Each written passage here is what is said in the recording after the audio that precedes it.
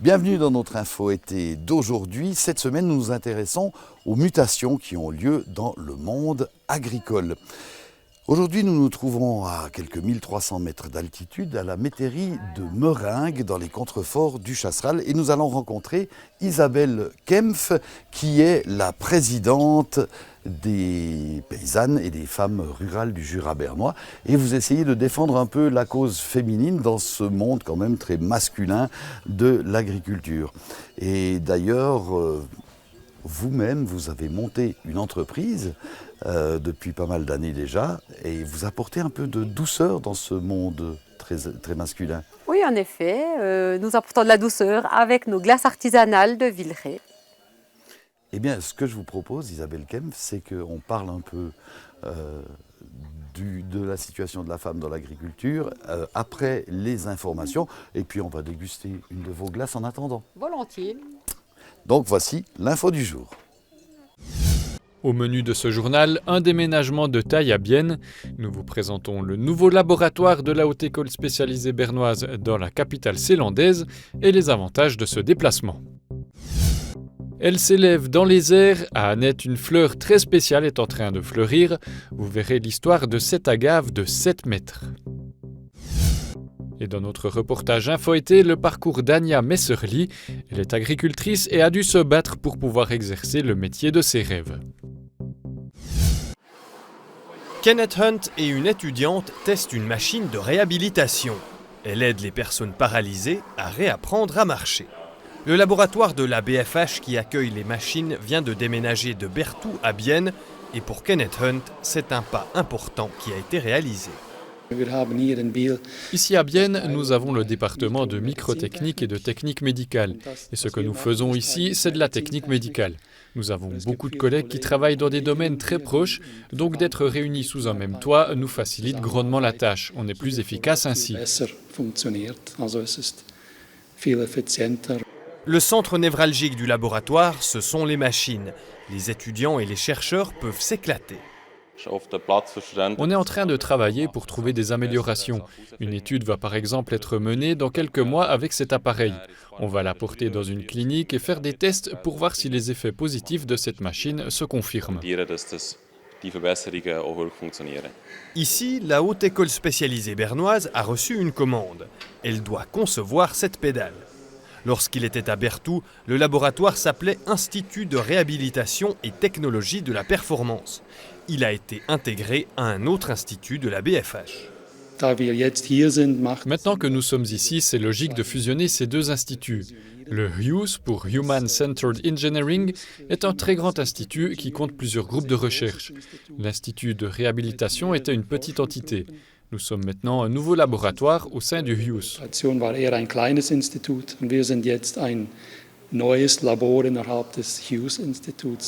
Le laboratoire aurait dû intégrer le campus de Bienne, juste derrière la gare, mais comme ce dernier n'ouvrira pas avant 2025, alors qu'il était censé être prêt pour cette année, c'est dans le bâtiment de la BFH situé en vieille ville que s'est installé le nouveau laboratoire. Des travaux forestiers sur la ligne CFF Moutier-Delémont vont entraîner sa fermeture partielle du 8 au 11 août de 9h à 15h30. Des bus de remplacement seront mis en place et l'horaire sera légèrement modifié. Dans son communiqué, l'entreprise de transport recommande aux voyageurs qui se rendent de Bienne à Bâle de passer par Olten. Elle atteint déjà 7 mètres de haut et fleurit une seule fois dans sa vie, à 50 ans, comme c'est le cas en ce moment à Annette. Il s'agit de l'agave americana, appelée aussi parfois plante du siècle. Pour sa propriétaire Sandra Graou, c'est un véritable bonheur. Oui, c'était vraiment un moment plein d'émotions. Quand j'ai remarqué en mai qu'il y avait une sorte de grosse asperge qui commençait de grandir au milieu de la plante, j'ai été vraiment surprise. Je me suis toujours dit ces dernières années qu'elle pourrait une fois fleurir, parce qu'elle doit bien avoir 50 ans. Mais chaque printemps, c'était la même chose. Et ce printemps, je me suis aussi dit que ça ne serait pas pour cette année. Et j'ai vraiment été très étonné de voir qu'elle faisait une fleur. Sandra Graou possède cette agave en pleine floraison aujourd'hui depuis son apprentissage. Et c'est lui qui lui a offert Walter Tutel de Montmier. L'ancien maître d'apprentissage de Sandra Graou se réjouit aussi de ce moment. Oui, c'était un peu spécial quand j'ai entendu ça. Elle s'en est bien occupée pendant tant d'années. Elle a bien sûr fait un apprentissage de jardinière et elle a une serre où elle a pu la rentrer quelquefois. Sinon, elle n'aurait pas fleuri si elle n'avait pas bien passé les hivers jusqu'à maintenant. La plante est originaire d'Amérique du Sud et est plutôt habituée à un climat différent. Dans les pays plus au sud, elle fleurit déjà après 10 à 15 ans. Sous un climat d'Europe centrale comme le nôtre, il lui faut 50 ans. Si Sandra Graou fait le calcul, depuis sa période d'apprentissage, quand elle a reçu la plante, le compte y est. Quand je vois les jeunes que j'ai maintenant et comme ils ont grandi, elle avait certainement le même âge que quand je l'ai eue, la vingtaine. Et maintenant, elle doit bien être cinquantenaire quand elle fleurit et ça me fait vraiment plaisir. Après sa floraison, la plante va faner et entièrement mourir. Mais pas de souci à se faire pour sa succession, l'agave ne se reproduit pas par ses fleurs, mais par ses racines, les fameux drageons. Ce sont des boutures qui font à chaque fois de nouvelles racines et qui se développent et on peut bien les replanter et les reproduire. C'est pour ça que je n'en ai pas qu'une seule mais plusieurs. Et j'en ai aussi offert qui sont maintenant dans d'autres jardins. Avec un peu de chance, d'autres agaves cinquantenaires pourraient fleurir dans le Seeland. Celui d'Annette devrait maintenant conserver sa beauté jaune encore au moins 2 semaines.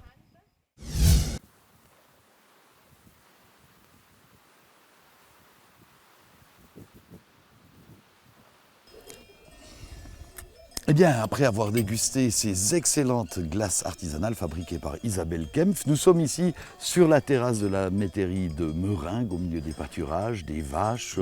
C'est vraiment la vie à la campagne, un cadre idyllique.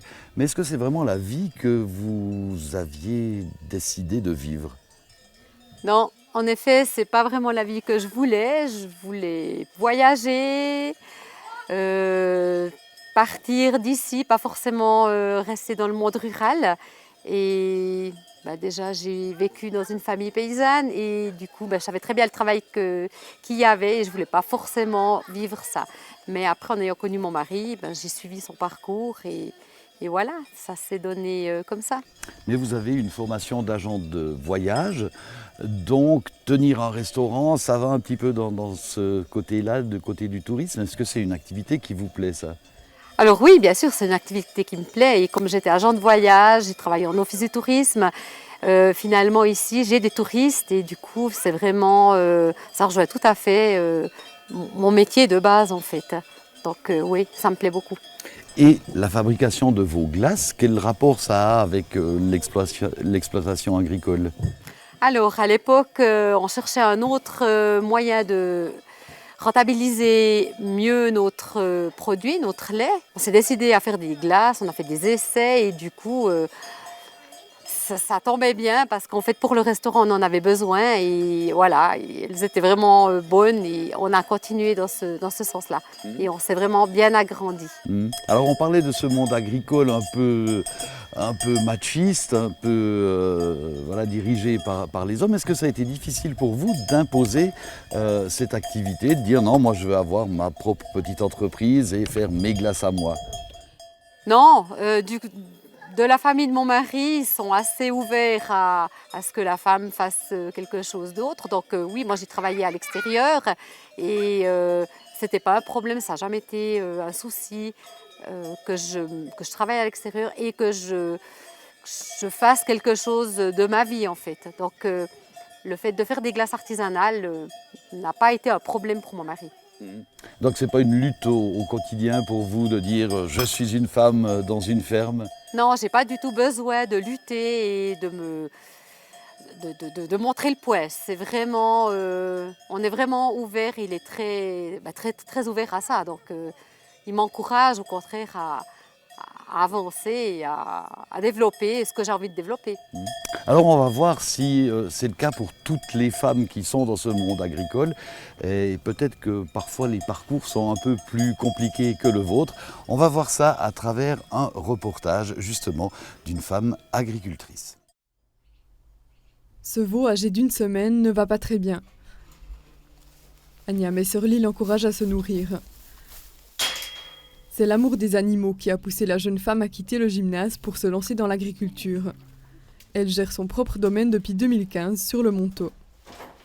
J'étais assez douée à l'école, mais ce qui me plaisait, c'était un peu de travailler de mes mains, puis un peu de relever des défis, plutôt que de faire ce qui était facile pour moi en fait. Un matin, je me suis dit que c'est ce que je voulais faire dans ma vie, avoir quelque chose de concret, et puis ouais, vraiment voir ce que je faisais tous les jours, avoir contact avec les animaux, puis c'est ça qui s'est donné en fait.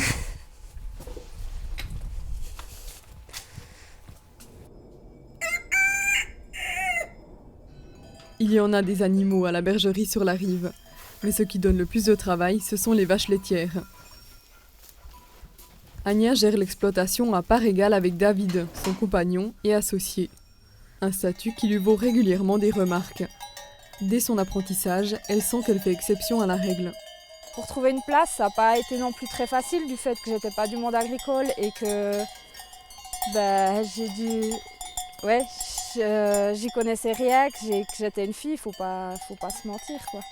Il y a certains patrons, j'ai trouvé très corrects, ils ont tout de suite dit qu'ils voulaient pas de filles en apprentissage. Et puis d'autres qui disaient rien, mais qui nous le faisaient sentir. Aujourd'hui, un quart des apprentis et la moitié des diplômés en agronomie sont des femmes. 2 fois plus qu'il y a 20 ans. Entre l'agriculteur au champ et la femme paysanne à la maison, les frontières traditionnelles se brouillent de plus en plus. La sociologue Sandra Konsen y voit une chance. Ce sont des femmes qui, beaucoup de fois, mènent à des innovations dans l'agriculture, mais aussi ce sont des femmes qui ont une approche plus de durabilité dans l'agriculture. Par exemple, en France, on a fait des recherches sur l'agroécologie et on voit que les femmes sont souvent celles qui vont dans une direction plutôt d'agroécologie, mais aussi en Suisse, on voit pour la reconversion à la agriculture biologique. Peu à peu, les regards changent, mais les stéréotypes ont encore la peau dure. Anya Messerli a appris à relativiser. Pour elle, une seule solution. Les femmes doivent montrer encore et encore qu'elles sont aussi capables que des hommes de gérer un domaine agricole. Et nous sommes toujours sur la terrasse de la métairie de Meringues en compagnie d'Isabelle Kempf. Vous êtes devenue, il y a peu de temps, présidente de l'Union des paysannes et des femmes rurales du Jura bernois. Juste une question, qu'est-ce qu'une femme rurale ? Alors une femme rurale, c'est une dame qui ne travaille pas forcément sur l'exploitation ou qui est retraitée et qui n'est plus en activité sur l'exploitation. Alors cette présidence, il y a un petit côté un peu militant, on sent que c'est l'association des paysannes, vous avez quelque chose à revendiquer ou pourquoi est-ce que vous avez accepté de devenir présidente ? C'était surtout aussi pour défendre le statut de la femme et justement pour montrer que la femme n'est pas seulement au fourneau, qu'elle peut être... qu'elle est un pilier dans l'exploitation agricole, qu'elle fait beaucoup de choses et qui est malheureusement pas reconnue. Et aussi au niveau du statut social, qu'elle soit peut-être aussi plus reconnue et qu'elle puisse peut-être aussi avoir un revenu sur l'exploitation qui peut être fictif mais qui soit noté quelque part, quoi qu'il arrive, s'il y a divorce, veuvage ou je ne sais quoi. Oui, parce qu'en fait, dans ce cas-là, la femme d'agriculteur, on va lui dire qu'elle n'a pas travaillé toute sa vie. Voilà, c'est ça le problème, c'est qu'en fait, on travaille quand même pas mal, on aide, on est côte à côte avec notre mari, mais on est considéré comme pas grand-chose. Donc c'est aussi pour revendiquer un petit peu un statut de personnes qui travaillent aussi. Mmh. Et d'où vient cette mentalité paysanne très masculine ? Elle vient d'il y a bien des années. C'est qu'à l'époque, les femmes paysannes n'avaient pas vraiment le droit de revendiquer quelque chose, n'avaient pas beaucoup de pouvoir. Et voilà, à l'époque, une femme, elle restait, elle s'occupait des enfants, elle restait au fourneau, elle faisait les tâches ménagères. Elle n'avait pas vraiment de quoi donner son avis. Alors on parle de l'agriculture en mutation cette semaine. Alors justement, est-ce que vous avez l'impression que la situation de la femme a un peu changé ou est encore en train de changer. Quand vous discutez avec vos collègues de l'Union, par exemple, est-ce que toutes les femmes sont sur la même longueur d'onde? Est-ce qu'il y a une nouvelle génération qui apporte des nouvelles idées? Alors, on n'est pas toutes sur la même longueur d'onde, ça c'est normal, hein. Il y a des plus âgés, il y a des plus jeunes, il y a de toutes sortes de milieux. Après, bien sûr, il y a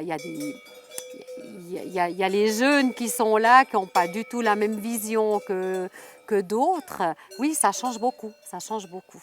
Parce qu'il faut bien le dire, de nos jours, avec la mécanisation et tout ça, une femme peut tout à fait exploiter un domaine. Il ne faut pas une force extraordinaire, il ne faut pas être un surhomme pour faire tourner une ferme. Non, alors c'est sûr qu'une femme peut très bien exploiter un domaine. Après, une femme n'est pas faite comme un homme. Ça, il faut en être conscient, on n'a pas la même force, on est fait différemment. Mais oui, bien sûr, elle peut aussi reprendre un domaine à elle.